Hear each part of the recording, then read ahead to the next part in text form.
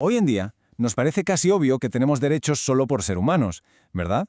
Pero, ¿de dónde viene realmente esa idea? Bueno, pues la historia de los derechos humanos no es una línea recta ni mucho menos. Es más bien como una escalera que la humanidad ha ido construyendo, peldaño a peldaño, en esa búsqueda constante de la dignidad. Y para empezar, vamos a meternos en un terreno complicado, con una pregunta que siempre genera debate.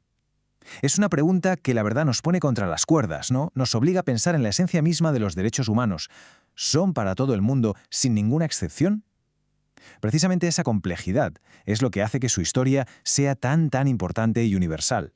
Bien, pues para subir esta escalera de la que hablábamos, este es nuestro mapa de ruta. Primero vamos a ver de dónde sale la idea de tener derechos.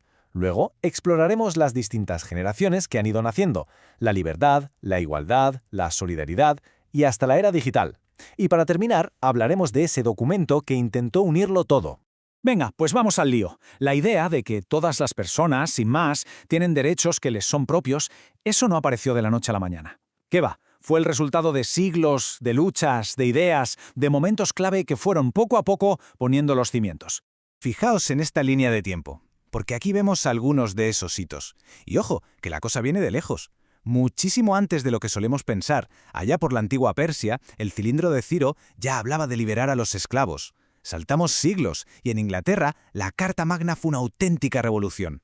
Por primera vez se le ponían límites al poder absoluto de un rey.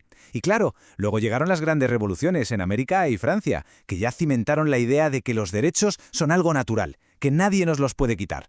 Cada uno de estos momentos fue un paso crucial. Vale, y para entender cómo ha ido evolucionando todo esto, se suele hablar de generaciones. Pero ojo, no es que una generación reemplace a la anterior. Para nada. La idea es que se han ido sumando nuevos derechos como capas para responder a los problemas de cada época. Es una construcción que no para de crecer. Y aquí las tenemos, esas 4 grandes generaciones. La primera se centra en los derechos civiles y políticos, la libertad del individuo. La segunda, en los económicos y sociales, la igualdad. La tercera ya aborda cosas más colectivas, como el derecho a la paz. Y la cuarta, la más nueva, se mete de lleno en el complejo mundo digital. Ahora vamos a ver cada una con más detalle. Y aquí va un dato súper interesante que lo conecta todo. Resulta que fue un jurista, Karel Basak, quien en 1979 propuso esta clasificación, y lo hizo asociando cada generación a uno de los lemas de la Revolución Francesa. ¿A qué es genial? Libertad para la primera, igualdad para la segunda, y fraternidad o solidaridad para la tercera. Una manera brillante de unir la historia con la teoría. Venga, empezamos por el primer peldaño. Aquí el objetivo era muy claro. Proteger a la persona del poder absoluto del Estado. Se trataba de crear como una especie de burbuja de libertad personal donde el gobierno no pudiera meterse. Estos derechos, claro, son hijos directos de las grandes revoluciones, como la francesa o la americana. Fue el momento en que la gente se levantó y dijo «basta ya» a la tiranía, exigiendo que se reconocieran sus libertades más básicas. Por eso se les conoce como derechos frente al Estado, porque son un muro de contención. Y estos son los pilares de esa libertad. El derecho a la vida, fundamental, la protección contra la tortura, la libertad de pensar, de creer y de decir lo que quieras, y por supuesto, ser iguales ante la ley. Son los derechos que nos definen como individuos. Hoy nos parecen básicos, pero no olvidemos que se forjaron con sangre y mucho sacrificio. Subimos al segundo peldaño. Y aquí, el enfoque da un giro de 180 grados. Ya no se trata solo de lo que el Estado no puede hacernos, sino de lo que debe hacer por nosotros para que tengamos una vida digna. ¿Y qué provocó este cambio tan bestia? Pues la revolución industrial. Por un lado, sí, un progreso increíble, fábricas, ciudades creciendo, pero por otro lado, ¿qué teníamos? Jornadas de trabajo interminables, condiciones de vida penosas y una nueva clase trabajadora totalmente explotada. De repente, la libertad individual no servía de mucho si no tenías que comer o un techo donde dormir. Quedó clarísimo que hacía falta un nuevo pacto social. Y de ahí nacen los derechos económicos, sociales y culturales, el derecho a un trabajo justo, a la salud, a la educación, a una vivienda. Y aquí está la clave del asunto. A diferencia de los primeros, estos derechos no se cumplen solos. Necesitan que el Estado se mueva, que actúe y que los garantice de verdad. Y con esto llegamos a los peldaños más recientes de nuestra escalera.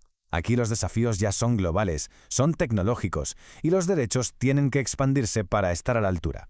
Lo que me parece genial de esta diapositiva es que se ve perfectamente cómo cada generación responde a los problemas de su tiempo.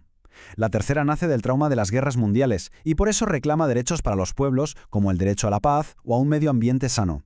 La cuarta, en cambio, es hija de la revolución digital y se enfrenta a dilemas totalmente nuevos sobre nuestros datos y sobre cómo vivimos en Internet.